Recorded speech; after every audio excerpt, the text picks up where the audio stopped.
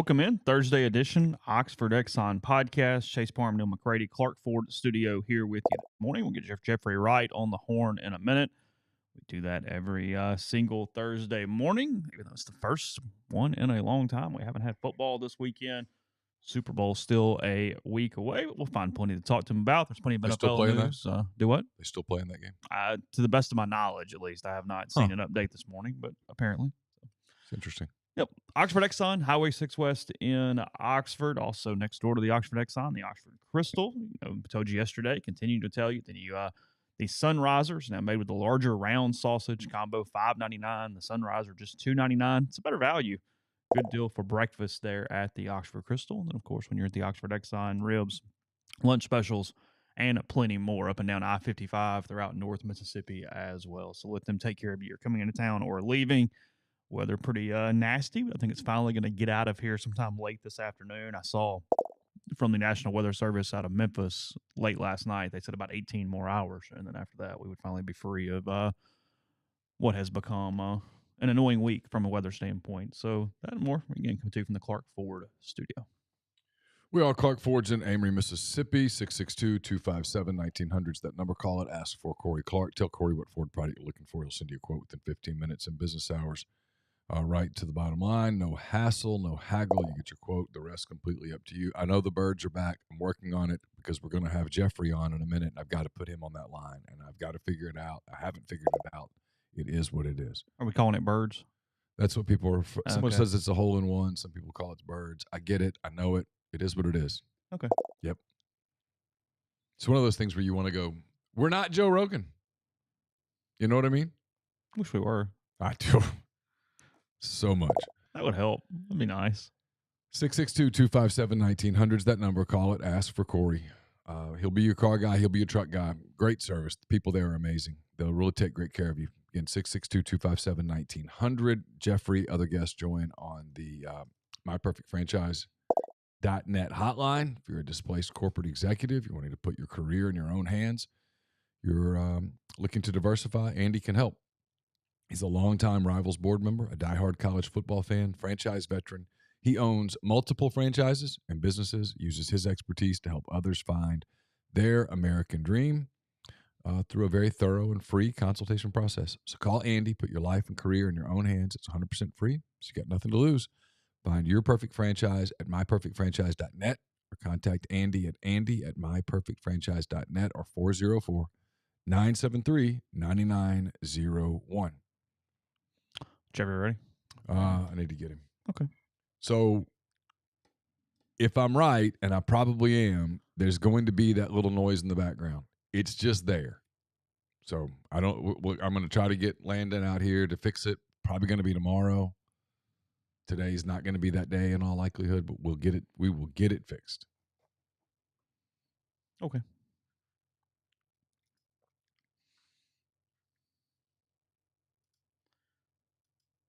Are you surprised that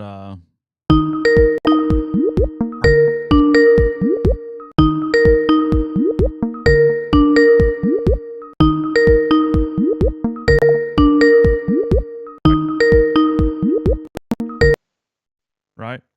I mean, that's like it. Not only hiring him and getting him to that point, but the nepotism that keep him is phenomenal. He's got to go home to his wife and say, "Hey, I fired our son." I know. The father of our grandchildren. Jeffrey, how are you? Who are we talking about? Kurt Ferentz. He didn't fire his offensive coordinator son. Yeah. Why? My headphones. Yours don't work? Okay, hold Who on. was surprised by that? He has. Chase was surprised. This has nothing. I see. This is where I disagree with you. I don't think this is about a family dynamic. I think this is the dynamic where parents own the school. Well, that's what I think too. There's no one that can tell parents to fire him. Like this has nothing.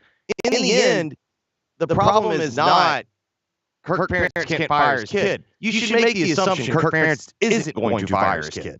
He should be in a position where there's some sort of accountability, and if you've chosen to not have that, then you have to live with the consequences. And the consequences are you got to go watch that offense again. Yeah, I mean, I guess the point was, that's like the ultimate bit of just capital, though, where you can basically do whatever you want, including in your own family with a football program at university, and no one can say anything to you. Correct. And then that's why I just never – I always roll my eyes when everyone goes, well, nobody knows more, wants to win more than these coaches. Bullshit. They're human beings, too. They got things they want to do. I think he's close to the end, though. He thinks it's like, the hell with it. I'm just going to go out on my own terms. Well, no, I don't. I think he's going to have like. They sound as Jeff's on mine. He doesn't. They're saying he sounds like a robot. So I've got some sort of. Let me figure it out. I can hear feedback too from mine. Hang on. Is this any better? It's not you. It's something on my end. I got to figure it out. I'm hearing less feedback now. Well, never mind. There it is.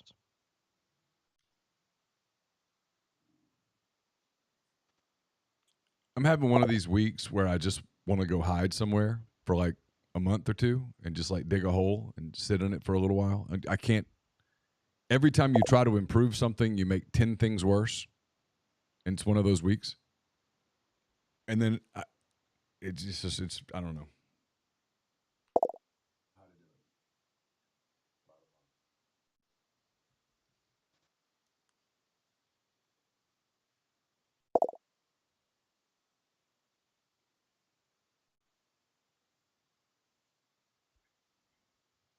And I realize this is horrible. I'll cut it out of the actual podcast. It doesn't really matter. It's fine.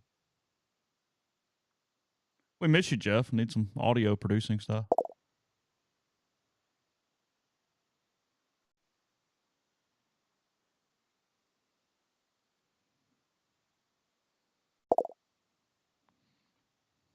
You're saying, Jeff, I know what happened. He was fooling with like different, because I was trying to figure out how to do. Remember, I was telling you I wanted to be able to fix sound effects, and I couldn't do it. So he was trying to fix that. Hold on a second.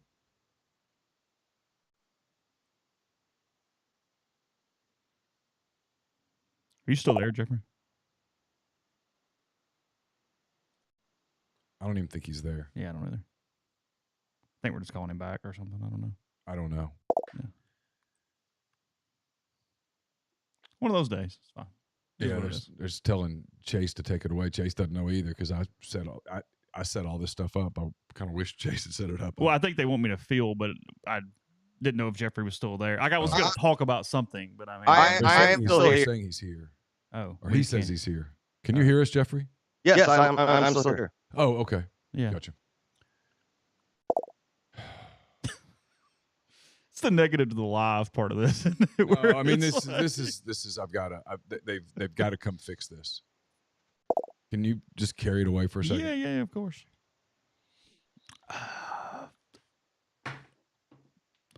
What's your initial take on next weekend, Jeffrey? Were you a little surprised to see the line steam to Philly? I didn't even see the line. So it opened essentially as a pick, or maybe even, I think some books were like half a point to Kansas City. And by the end of the night, it was already to Philly 2.5, which is where it seems like it's kind of sitting. I don't know. I'm a little hesitant because during the game, I was sitting there thinking, like, having watched both of them, I was like, whoever wins the AFC game, I am hammering that team. And then when you see the line react like that, it ain't reacting to idiots like me picking, I'm not moving the line.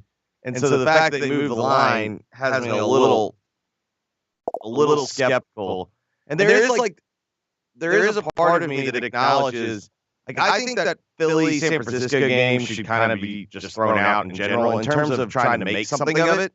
I'm not saying that Philly's win should be, but like viewing that as context for like predictive purposes, like that game to me was just like something that happened and you should move on. But there is an element of, okay, they've won the 2 playoff games by like a combined 6 touchdowns. Should they? I feel like maybe I should respect them a little bit more, but I still find myself thinking, if Hurts gets into one of these games where it's going to be about him making throws, I don't feel good about him because even on Sunday you saw I think if that game stayed more competitive, if Purdy could have stayed healthy.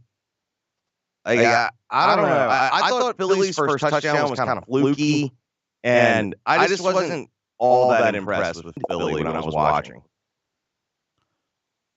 They also, I mean, the Eagles have been the best team in the NFC the entire season. I understand the 49ers and the quarterback. They've lost one game with Jalen Hurts at quarterback. One game. Yeah. I mean, I get it, but I mean, we're talking about a full. Man, for some reason, I think the Eagles win.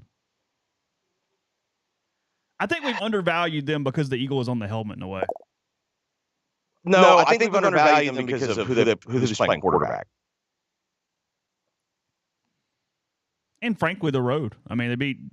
And then on top of that, like the most talented team in the world than last week. I mean, you really haven't seen them even get into a playoff game where you go, "Oh wow, this is a challenge in a way."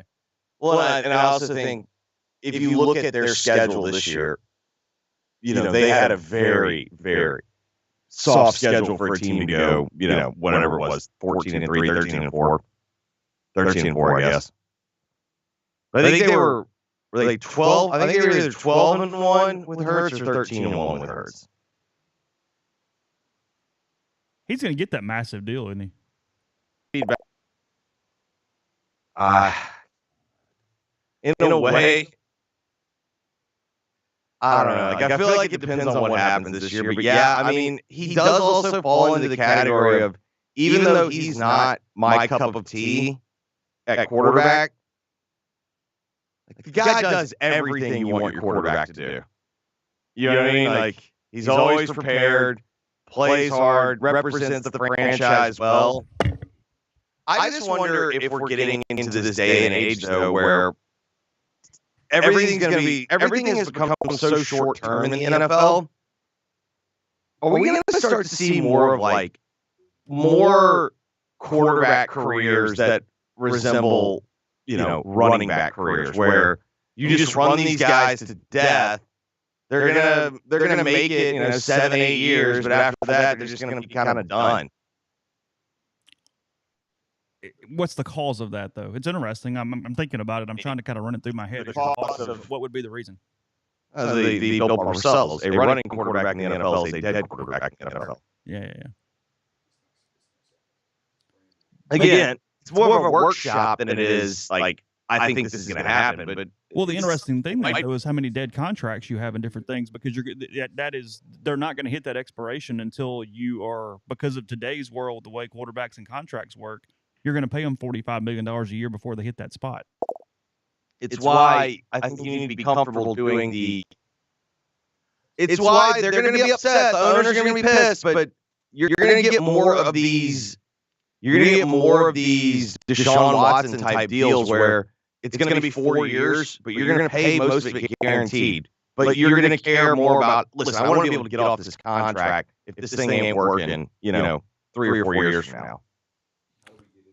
I'm jumping all over the place, but I wanted to mention this with you yesterday, and Neal and I did not discuss Tom Brady stuff. Where do you think Greg Olsen sticks? Because Brady can jump into the booth immediately. He basically gets that spot. I mean, is Olsen becoming a free agent after, my opinion, I don't know if you and I have talked about this on the show, of course, over the course of the season, but he was much better than Romo this year. Is it odd that the number one color guy is just completely on the market because of Brady? So Romo had a bad year. I just don't think that's really deniable for anyone that watched.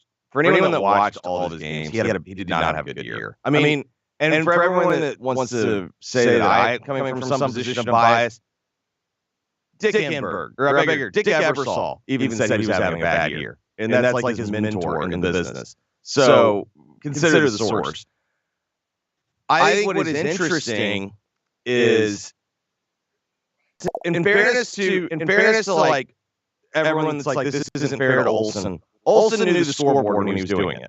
You know what I mean? Olsen didn't take the gig and then all of a sudden find out that Brady was going to be the man in waiting. My concern is I do not think Brady's going to be good. And the justification for the take would be, you can make all the you can make all the eye rolls you want. Peyton was always very good at commercials. Whenever Peyton was on camera, SNL, commercials, it was always very good. Every time Brady's on camera, it's very awkward and it's cringeworthy. Now, I don't know if y'all saw the New York Post report about this topic. This was the one thing that caused me to reconsider my prediction. Andrew Marchand writes that Brady's camp is selling him as he's going to be the Johnny Miller of NFL broadcasts. He's going to be the guy that's willing to call guys out and just give his unfiltered opinion. If he does that, I'm in. I don't care how awkwardly he delivers it. Like it's not like Johnny Miller was some great television presence, but he was great. If Brady does that, I'm in. I'm also skeptical of whether or not he's going to do that because the league is not very keen on letting critical people cover them. Why was Romo so bad? What changed? So did you read the theory? I think Ebersole even mentioned the theory. Romo's struggles were always going to come the further away from playing he got. So when he was still, 1 or 2 years removed from, I've watched this on film, I've seen this on film, he was going to be really good, but inevitably the further and further he'd get away from the league, the less and less intimate knowledge he would have, and therefore his gimmick, which is kind of knowing, predictive and knowing stuff, that gimmick starts to wear away because it's not going to be as effective. And then, part of the problem with him this year is he would kind of fake enthusiasm, and we kind of just are wired to just kind of have BS radar. And then I realized it was over when, did you see his hair dye this year? Trying too hard all the way around. Yeah, I was like, okay, this is where we need a reboot. And we need to take. We don't need a 30-second timeout. We need a full timeout. Like, let's get to the bench. Let's get the grease poured out. We got problems here. Yeah, I mean, there's a certain definitely try too hard. Just talk so much, couldn't shut up. It's like maybe limit that. Maybe. Got in his own head a little bit. Confident guy goes, you know what? I also think we're going to talk. I actually think this is part of it. The Part My Take guys have been uber critical of him since basically day one. And I do think they very much sway the opinion of the internet. And the internet got in his ass this year. And you could tell he was in his own head. And I also think there's an element of, hey man, when you get the big deal, you start thinking, you're not. If you're paying me $19 million, whatever it was 17, 19, I can't remember. What is it a year? Yeah, something like that. Because I think it was basically 20, right? I think it was basically $1 million a game. Okay. And if you're paying me that, I'm not really that inclined to read your notes. You know what I mean? That's a bad thing. I agree, but I'm just saying, I think that if people are asking what happened, to me, well, that's part of the story. Yeah, I mean, I guess back to the beginning of that as we move on. I get it. Olsen being up for market here is just fascinating to me because Romo's stuck in this deal. I mean, can they get rid of him?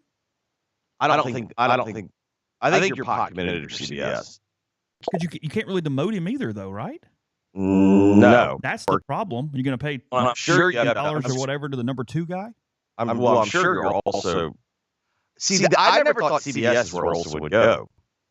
The question for me is, do you pair Olsen up with Tirico? But NBC's got this nice little family affair going on.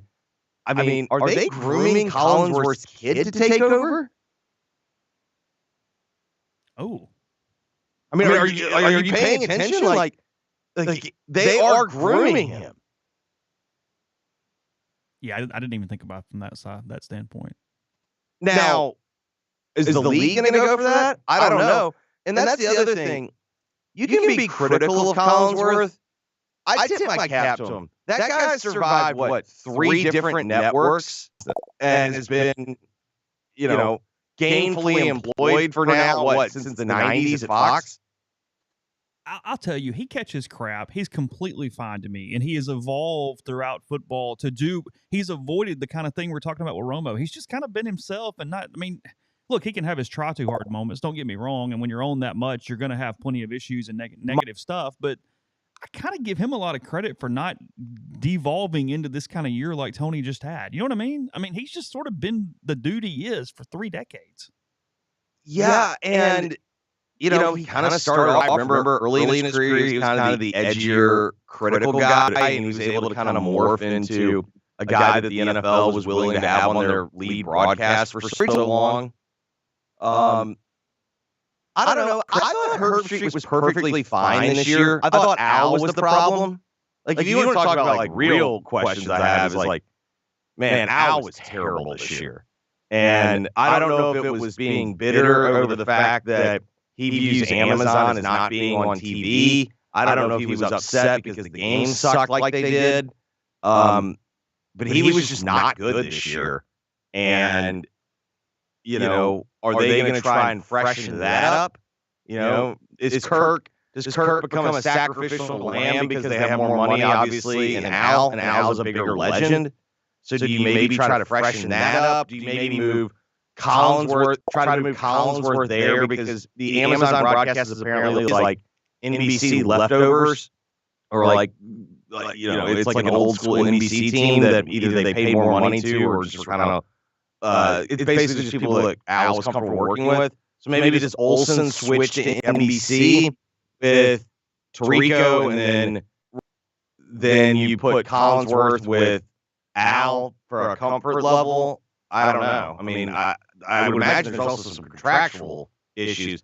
The thing about Marshawn's story with Olsen is Olsen would still get bumped to their number 2 crew, and that's still paid, according to Marshawn, $3 million a year. But the thing in his contract is, if a number 1 gig opens, he's allowed to pursue it. But you got to also remember, CBS is very much in they love them some Nate Burleson. And I mean, are they really just going to skip over Nate Burleson for Greg Olsen? Like, there's a lot of politics that come into all this. Curious when this gets mapped out. Still got a little while before we do that. Let's move though, because I'm curious about something. You watch plenty because of gambling and different reasons. Neal and I started talking about Chris Beard last week. Obviously know where this thing is headed with Ole Miss. Young coaches in general. Who do you like out there? Who would you put on a board for Ole Miss? Well, let's discuss the Beard thing. Mm-hmm. Just acknowledge, if you are someone that wants Chris Beard, just acknowledge you never have the right to talk about morality.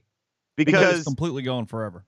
Because the truth is, he was charged with a felony domestic abuse, not because of what his fiancé said, but because of the evidence that was physically apparent when the cops showed up. Oh, look, I think there's just a very narrow thing where you can hire him right now. I don't think. I agree. I would also point out this might be the only point in time where Ole Miss could possibly hire Chris Beard. Well, it is. That's 100% true. Here's the thing: if it's any easier to do it next year, it'll be even easier next year for 20 other programs to do it. Okay, but let me present a counter. Let me play a little devil's advocate with you. Sure. He sold his house in Austin. He did.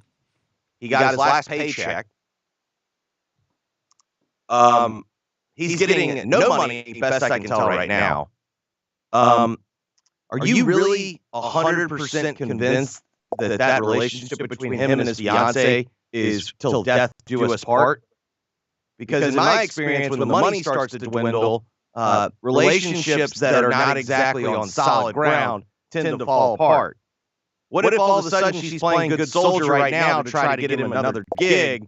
All of a sudden there's no more gigs.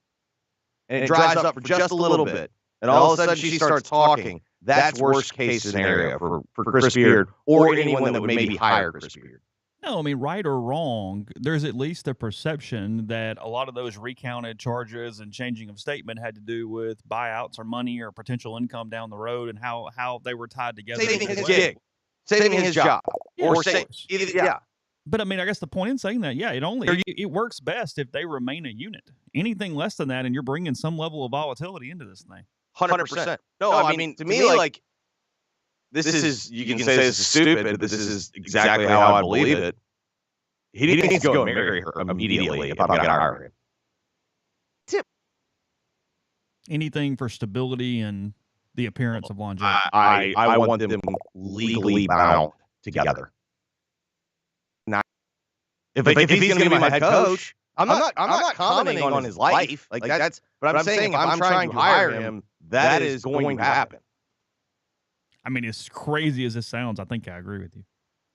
And again, it's asinine, but sure. Well, you and I are no. This is a protection thing. Yeah, I know.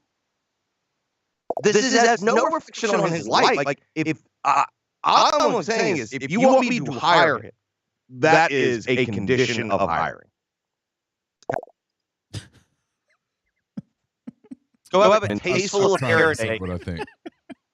You know I'm right. You do. You want to play devil's advocate. Set up a situation where, at very minimum, you were fighting like hell, and make it. And for you to get this job, you have to either stay together with someone you were fighting like hell with, or legally open up tons of loss in a divorce settlement.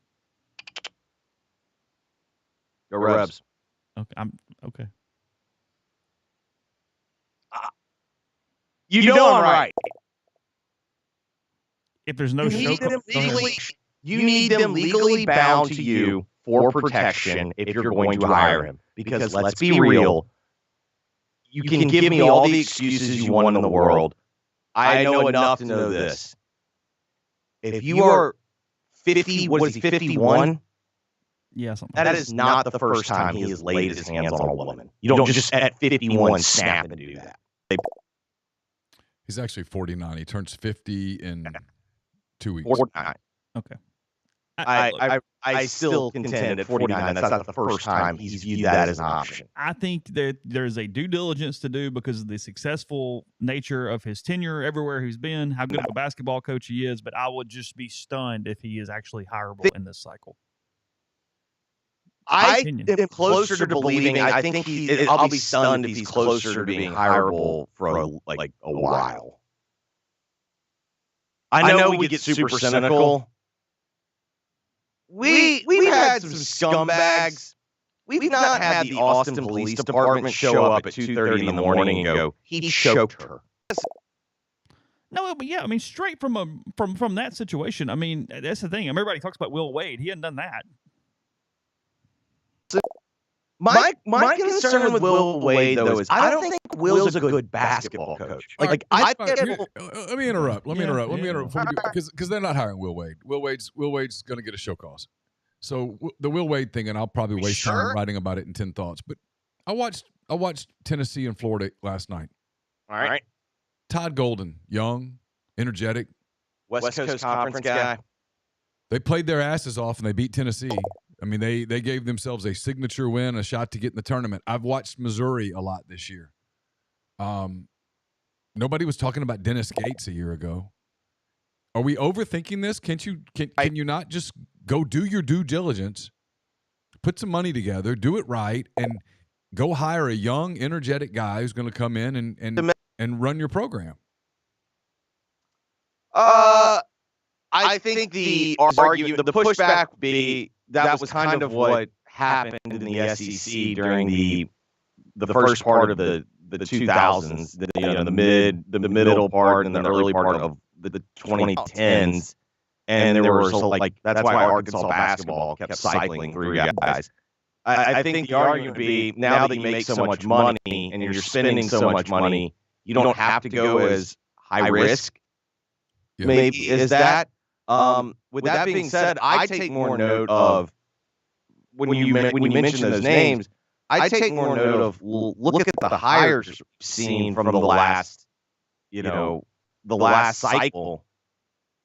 No one in the SEC was taking somebody else's guy, really. I mean, you know what I mean? Like all those guys were guys that would take P5 jobs no matter where they were. When frankly, didn't spend a ton of money on basketball. As much as the league has gotten better, the highest salary was $3 million a year, and that's Mike White. It's less than Kermit's making right now. Yeah, I mean, now doesn't Mike still get money from Florida? Does he have some offset deal maybe where he makes just a little extra? I guess I don't know. I think Georgia kicks in 3, but I think he's still getting money from Florida. Okay, but it's like 5 of the 6 are dudes who are making 2 to 2.6 or something like that. To your point, yes, it's guys that were willing to be cheap to take the job. I mean, to me, though, the question is, I care less about, honestly, like, I have never been more convinced the SEC is a Jimmy's and Joe's league. I care less about who you get to run the program, and I care more about, are you going to pay for kids? Yeah, my question with Beard would be very simple, actually, and this is going to make me sound like a complete ass, and you guys both know me really well. I'm not the wife beating type. What's that? Did I lose you, Jeffrey? No, I'm here. But here's my question about Beard. Beyond, I mean, obviously, I'd ask what happened. Tell me it's not going to happen again. His answer is going to be it's not going to happen again. Yeah, but you got to admit, you can't ask him what happened. You got to go. I got to talk to her. I mean, and the Austin police. I got to talk to a lot of people. But at the end of all of that, my question would still be, okay, now that you've got this shitty reputation of being a bad person, and if you beat your wife, you're a bad person. So now that you're a mercenary, can you still go get players? Will players still come play for you? Because that's the question. And then also, when you do sit in a living room and there's a female in there, are you going to be able to address the elephant in the room? Or maybe they don't care. Maybe they'll be like, I don't care. As long as you give Johnny $1 million, I really don't give a damn what you do. Don't hit Johnny. Maybe that's simple as that. I don't know.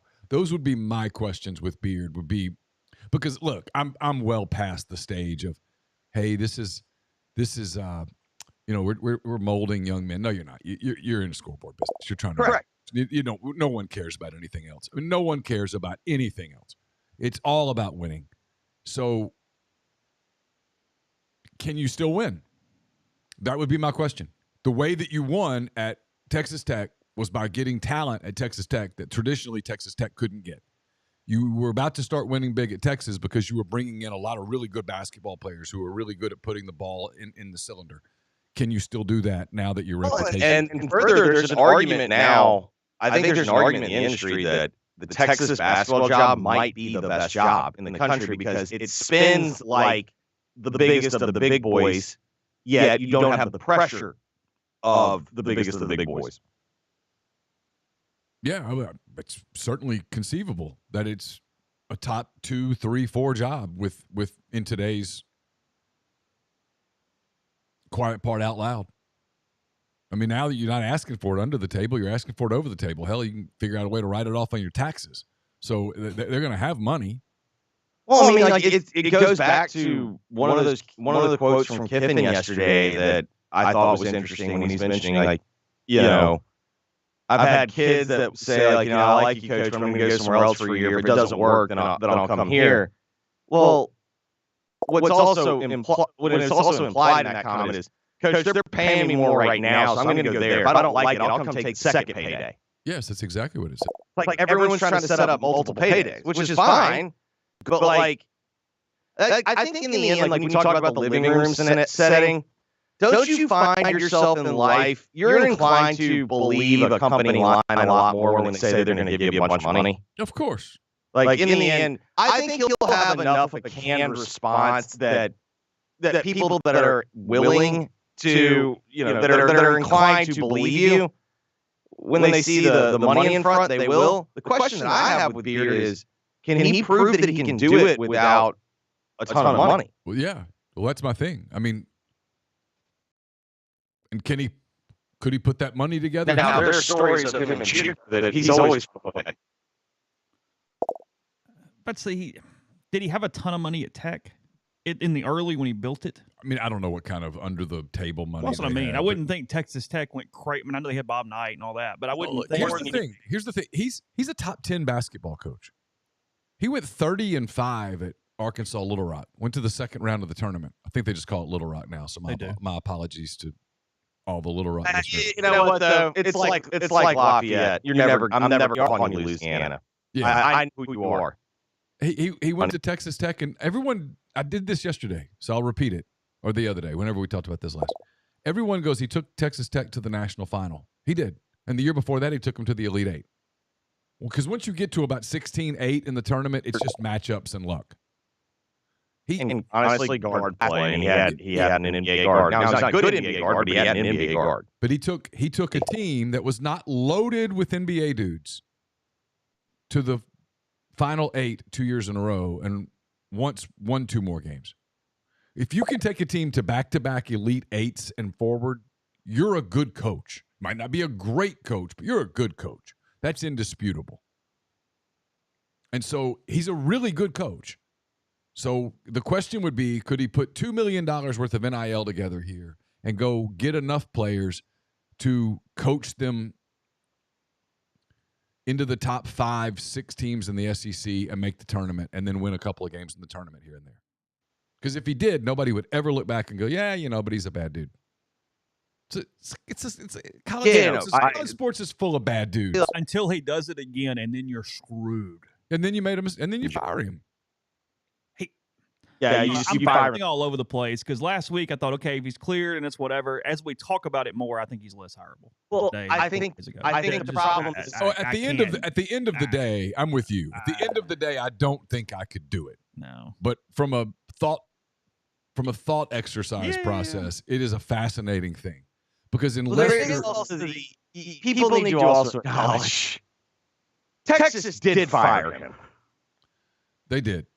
Now, and they basically suspended him immediately. They never really considered bringing him back. They just had to go through the legalese. They did what Ross and them did to Hugh Freeze, where they went, look, it was very similar because he begged them. I've seen the legal documents.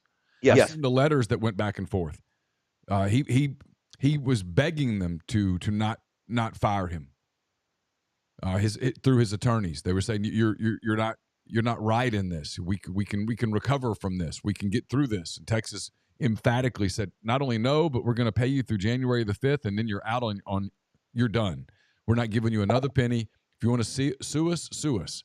So Texas felt awfully good about their case. So it's really interesting. It's when you do the thought exercise, it's really interesting because I think you said this earlier when I was trying to figure out what the hell's going on with my soundboard.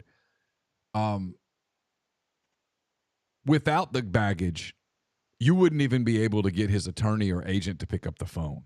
This might be the only point in time where you quote unquote could hire him. I mean, it almost certainly is. You're never going to get that good of a basketball coach. Again, basketball coach. You're never going to get that good of a basketball coach at Ole Miss without him being damaged goods. Unless he happened to grow up in Oxford or something like that. I mean, you understand my point in general. You're not going to get that guy. I hate saying never. I think in this case you might be right. Yeah. I think you might be able to say never. It's never. Yeah. Thanks for bearing with us, bud. I know you got a show. Appreciate you. All right, boys. All right. Later, Jeff.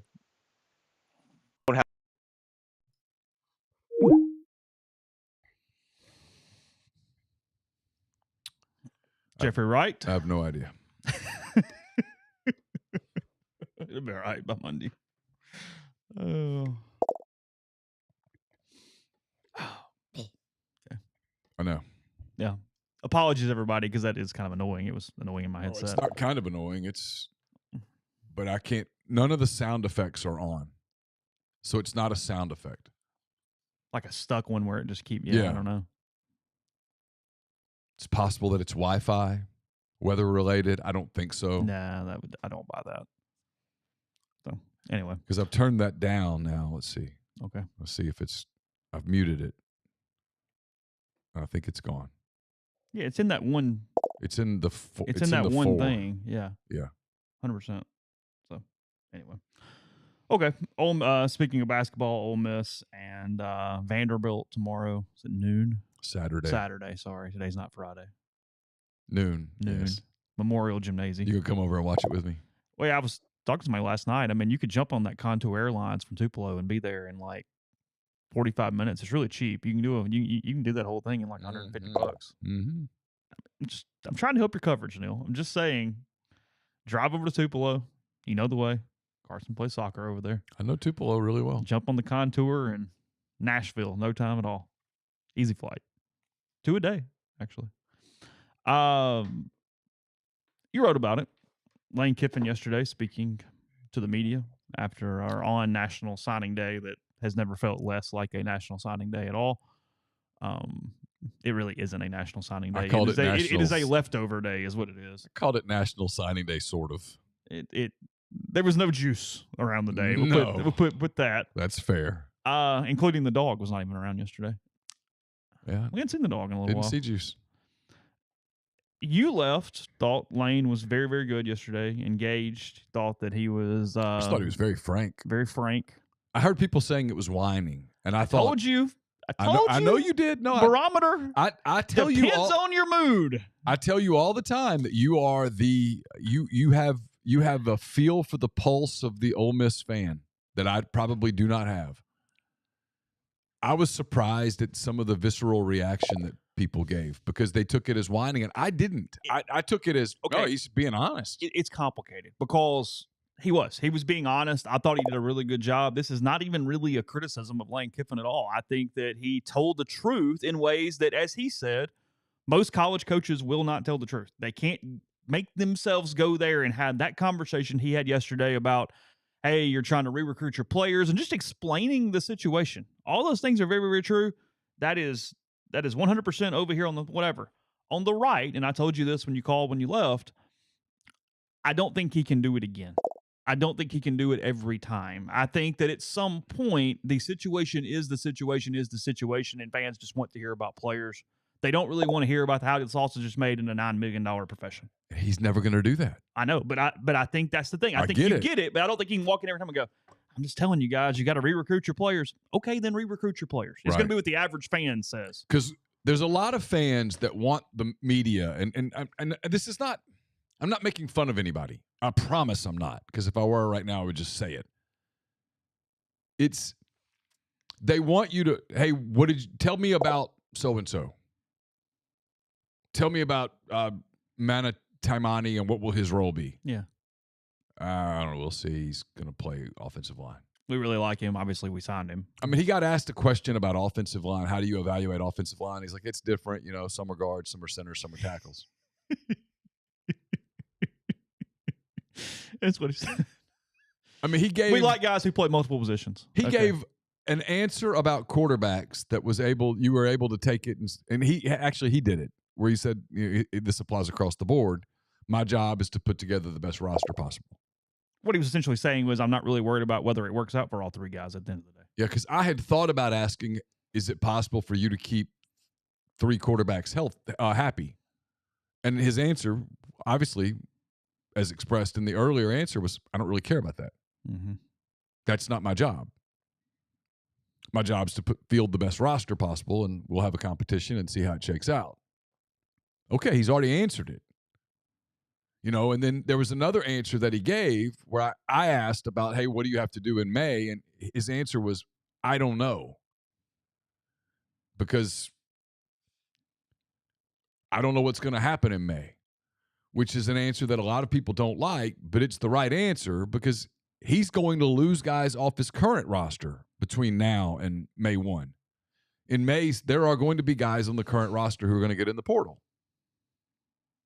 Now, the obvious, there are people that want like the depth chart breakdown. I don't know how you could even do that. Like, I don't know how you could look at it today and go, okay, well, here's what the depth chart looks like. I don't know. I mean, they don't have enough right now in the front seven. But you could look like a fool if you wrote a column that says, Ole Miss's defensive front seven recruiting sucks. And then in May, they add 4 guys out of the portal to address that issue, which is what I expect. I think you can go into it in August and go, okay, you don't have enough front seven guys. You've mismanaged your roster. But if you write that in February, you run the real risk of looking like an idiot and being not only overly negative, but not understanding the current lay of the land. It's different than what it was 5 years ago, where if there were no transfer portal, I would look at their roster and go, holy shit, you guys didn't land linebackers and defensive linemen. You failed. You have a problem. You write that today, you show that, A, I don't understand the current landscape, and that, B, it's going to change potentially in May, and I just don't get it. The two things, there's two things to alter here. One, Edwards says not all three quarterbacks are going to be here in June. The issue with that is how are they leaving? Is if it's Dart who loses out, he's not losing out by June. They're not going to name Spencer Sanders the starting quarterback in the spring. He would have to graduate and then transfer. And I could be wrong. I need to verify this. I don't see how Spencer Sanders leaves with any eligibility left, simply because you can't go take one class at Ole Miss and get an Ole Miss degree. You have to take a certain number of classes. Right. And that would take a heavy academic load throughout the spring and the summer, I guess, to then graduate in August. But, I mean, Spencer Sanders came in with like 100 hours or something. He's been at Oklahoma State 4 or 5 years. And he just used his transfer. Yeah. So he can't use another transfer as an undergrad. Yeah. So it's not as easy as, somebody will just leave. Well, no, they're both in odd academic situations from that standpoint. And then Walker Howard's just hanging out, trying to be the starting quarterback next year. I mean, the scenario where one of them leaves, I suppose, is that Dart earns enough hours in May or June to graduate and transfers. Or Dart, who still has a sit-out year, transfers traditionally. Yeah. And because he could transfer someplace. Sure. Anybody can go sit sit out. But, I mean, like Spencer doesn't have a sit-out year. Yeah. And then the other part of this is and I thought of this while Lane was saying it yesterday, because he kept talking about basically teams were tampering constantly, that when you get to a portal window, most of the time the kids already know where they're going, or at least their top few, and they know NIL possibilities and all that kind of stuff. Yeah. Well, that goes even more so for the May one, because anybody who was really disgruntled at the end of the season, well, they were left at that portal window. When you get to May, you've either to pick up, in my opinion, for the most part, I mean, there's exceptions, but in general, this makes sense to me. You either tampered with players throughout the spring to go, hey, no, get in the portal, we've got a great deal. Because if you're not tampering, what quality? I mean, guys who actually can play at this level go, you know what, that spring practice sucked, I'm out. Not many. Maybe there's a new coach or something in some situations, but that's why I said yesterday. For the most part, it's like, hold on a minute, that May window, if they're really quality and can play at the upper levels of the SEC, it's because somebody tampered with somebody. Because that's not when you would make that decision. It doesn't make any sense. If you're not tampering right now, you're not trying. I've heard about how they tamper. They tamper through a high school coach, a relative. It's not any different than it's always been. It's a little more out in the open now. I just thought his answers were interesting, because he clearly walked in there wanting to talk big picture, and he got some big picture questions. And I thought he gave some pretty interesting answers that were not pissed off. There's been a few times where I felt like he was pissed off. Yesterday or even resigned. He's had some resigned days. Maybe that's even a better word for it. Probably is a better word for it. I thought yesterday he was more just engaged in having a conversation about it. He called it pay for play, which is what it is. He referred to it being professional sports, but without the guardrails, which is exactly what it is. It's what I've been saying for a long time.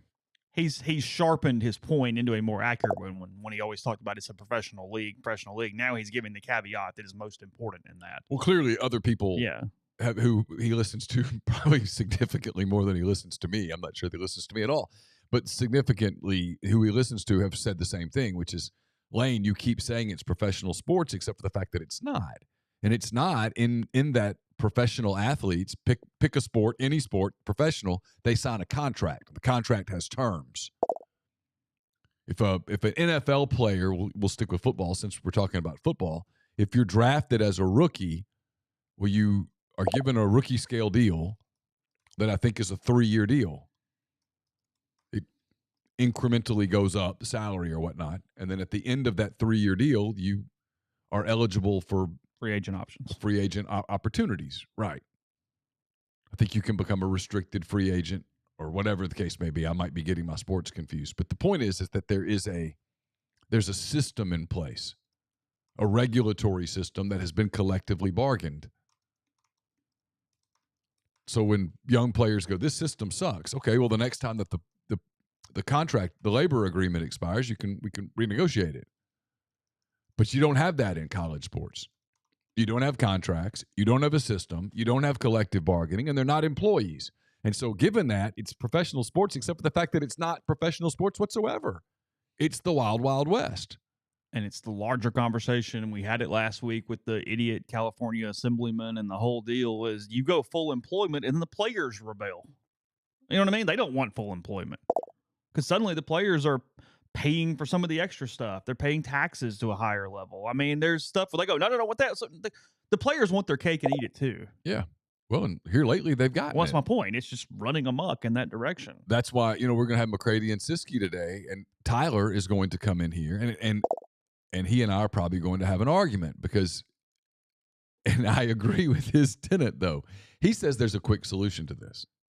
Okay, I read his post yesterday. Okay, so we'll tease it with this because he and I are going to talk, and you and I might talk about it here in a minute.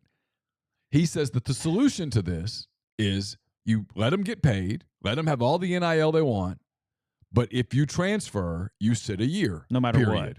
The end, that's the rule. If you transfer, you sit a year. And I'm sitting here reading it going, okay, you're right, Tyler. And no way in hell. I agree with you, but that ain't happening. No. They're not taking that right away from the players. That genie is out of the bottle. She is free. She is loving her freedom. Because that's the problem here. I mean, again, dies from the roots, all that stuff, all those caveats, if you guys listen to us every day. It's what would save it, and no one is to do it. No way. Well, you tell that genie after she's been out of the bottle, she's been out living her best life. Hey, genie, hop back in the bottle here. She's like, oh, no. I'm living my life. I have my Prada bag. Yeah. I've been going to this bar over here that has these No, I'm not going back. No way. They would not be able to push it through legislation. No, because someone would fight it. Well, players, they would. And the NCAA is like, here's what's happened. I don't know that there's a fix. The NCAA for years and years and years fought for this model fought for its old model without budging. They never compromised. They never gave an inch. And in defense of the NCAA, I know they you're going. didn't give an inch because they knew that once you gave an inch, the other side was going to say, okay, we want a mile. No, we're giving you 2 inches. No, we want 2 miles. There was never going to be a compromise. And they knew it. So they fought for the old model as hard as they could. They dug in. And when they finally lost and the dams broke and the pandemic hit, and then all the social justice stuff hit in 2000 with everybody marching everywhere and they just went, screw it, we can't win. And in this climate, fighting this is political suicide. So have it. And so everything, instead of coming in incrementally, came in at once. And the truth is, it's over. It is what it is. This is what it is. Everyone keeps talking about regulating it. Kiffin talked about a system of regulations yesterday. And this is not me picking on Lane. I get what he's saying. It's not happening. And the sport's going to die. Yes. Eventually. Not today. Again, it's Toomer's Corner, man. They've poisoned the trees. But if you just drive by the trees, you don't notice. They look like the trees until they don't. And I realize that sounds fatalistic, and people are like, you make a living off this. You shouldn't say this. I'm just being honest. I don't think this is going to be appealing to the mainstream fan 5 years from now, 10 years from now. You're always going to have the people that are going to come back, and they're going to hang out in the Grove, and they're going to go to the games and stuff. But more and more people are going to be like, this isn't what – I don't recognize the players. If you're turning your roster over 50% or more every single year, no one recognizes the players. And people go, pro sports do that? No, they don't. No, they don't. The end of your roster gets turned over a lot of years. But no, pick a team. If you're a Buffalo Bills fan, you've watched Josh Allen. You've watched Diggs. You've watched these guys come up, play on your team. If you're a Bengals fan, you still got next year, you still got T. Higgins and Jamar Chase and Joe Mixon and Joe Burrow, and you've got that defense that's going to have 7 or 8 starters returning. You know the kicker. He's been there. He's made the big kick, right? You've had those guys. That's sports. Carson is a big Thunder fan. And so he's got these guys that are going to be on the Thunder for 5, 6, 7, 8, 9 years. You don't have that in college sports. If everything's just a 1 year, I don't think it works. And the whole thing with calling them employees, what do you do about Title IX? What do you do about all of that stuff? It's such a major problem that if you're sitting in an athletics department listening to this today, you're probably shaking your head and going, please stop telling everybody. But they know it's not manageable. Well, no, take it beyond that. If you work for a business, yeah, sure, there's some companies that would give you all the perks and whatever. You're paying for your own insurance in some cases, or at least premiums or whatever. Mm-hmm. You're paying for your own lunch, paying for your own health care to an extent. You know what I mean? Like, suddenly, I read that number. The average athlete at Ole Miss, on average, gets $64,000 a year in perks, scholarship, everything built in, weight rooms, all that kind of stuff. Yeah. Well, suddenly the university, if you're an employee, just hands you a bill. Goes, yeah, we're paying you, but you know what I mean? Yeah, you're right. You don't get all of it. So if you're going it's doable. It's back to the revenue sharing thing, because when revenue sharing comes into any degree, it literally kills the college model at that moment. Yes. That is it. Yes. It's over. And it becomes minor league football, college edition, the Oxford Rebels, or whatever. I don't know. Figure out how it was. And look, we have a good indication of that today. There's 4 freaking professional football leagues in the United States starting in the spring. 4. The USFL and the XFL and all that crap is back. Nobody watches that stuff. Well, I said this yesterday, right, to somebody. I said, there's a lot of people who are passionate about the Atlanta Braves, correct? Like, yeah. Your grandfather probably, big Braves fan? Yeah. Watches them pretty much every day? Did, sure, yeah. Yeah.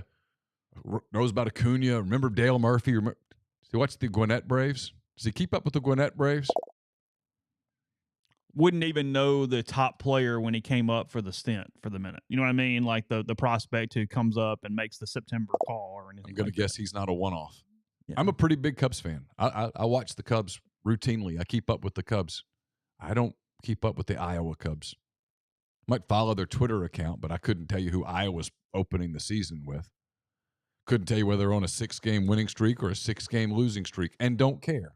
Why? Because it's not the top level. Yeah, it's not the Cubs. Go to a high school basketball game. They start with the JV game. Not many people there. Some parents. That 22-year-old is in hell. Well, she was tough. But you understand my point. You got to be careful. But here's the thing with making them employees. Well, then they're going to want to collectively bargain an agreement. Who are they collectively bargaining with? Because the deal they would bargain with the Pac-12 would be completely different than the deal they would bargain with the American. Mm-hmm. So do you have to do a college football commissioner who homogenizes the sport? Good luck.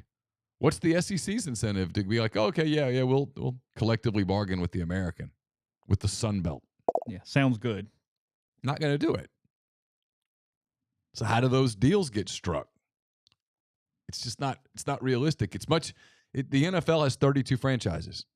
You have a commissioner, you have 32 franchises, you have TV deals that they all benefit from, and they all draft from the same pool of players, and you collectively bargain a labor agreement. And you have set rules that are easy to administer. Self-preservation then is finding some sort of revenue sharing that doesn't bankrupt every damn body in the world, and the new commission is the head of the SEC and the Big Ten, and that's 32 teams. Maybe. Been saying that for a while. It's going to take somebody with just an absolute cutthroat mentality that goes, okay, so here's the deal. This doesn't work. This would. We're out. Do you want to save it or don't you? Yeah. This is terminal. This is malignant. So yeah, we can all sit here and die on the vine. Or yeah, that's what I think. Is that going to happen? I don't know. Hey, ESPN, what if we just all play each other? You pay for that? Yeah, we'll pay for that. Yeah, ESPN would pay for that.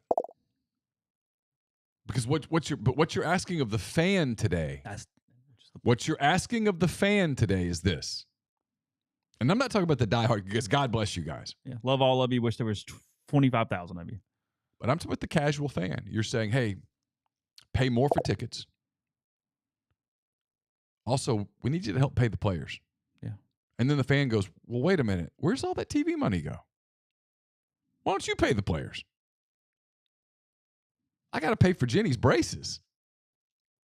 Little Johnny has to get a new bat because he's playing travel ball. He's 8. I don't know if you've noticed, but stuff's expensive. Interest rates went up. Inflation is up. Eggs are expensive. At some point, people go, screw it. Or I can just sit at home and watch it on television until I don't care anymore. And then they start watching on television. They're like, who are these guys? I recognize the uniform.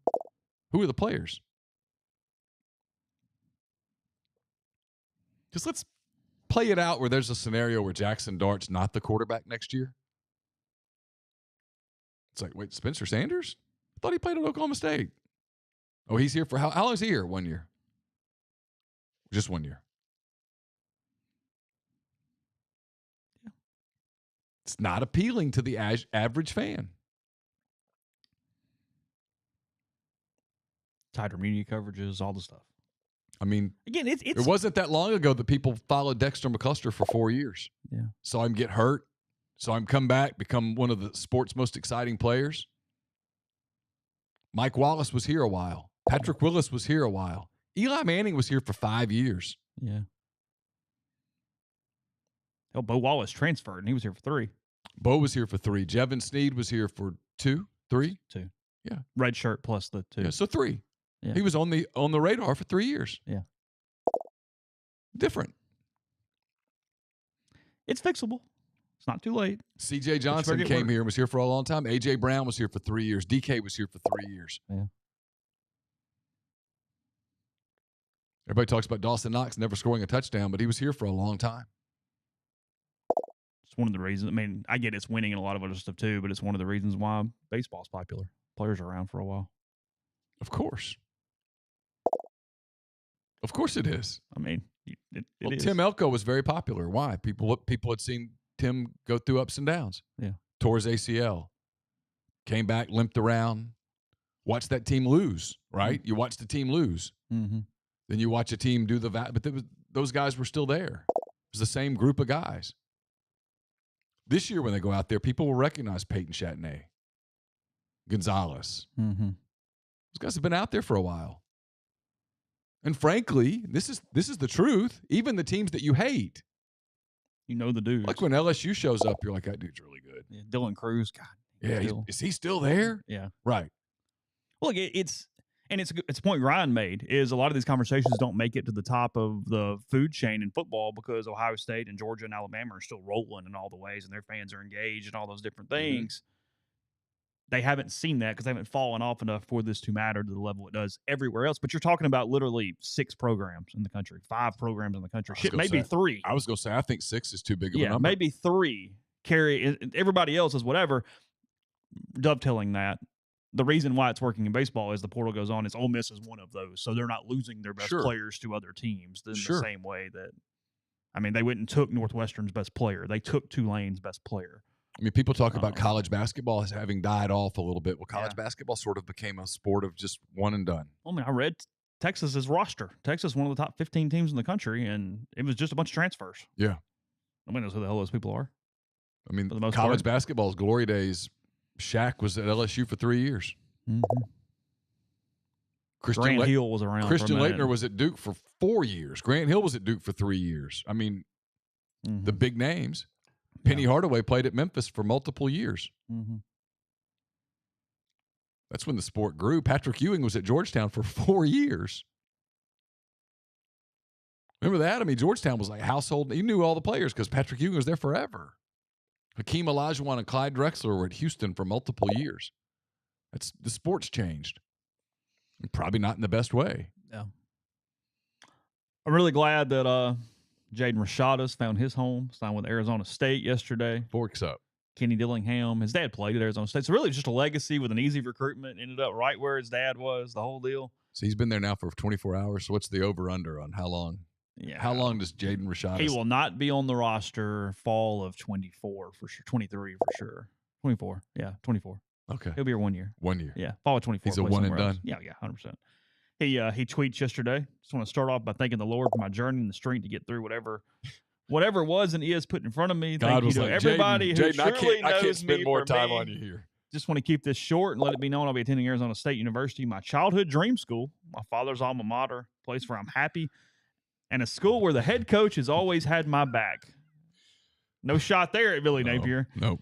Glad to truly be home. Can't wait to carry on the family name at the university and start my journey. Forks up. Forks up. Forks up.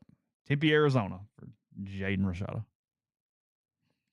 Louisville finally won a college basketball game last night. Talk about a program that absolutely sucks. All of a sudden, out of nowhere, Kenny Payne having a rough time. 3-19 overall, now 1-10 in the ACC after they went over Georgia Tech last night.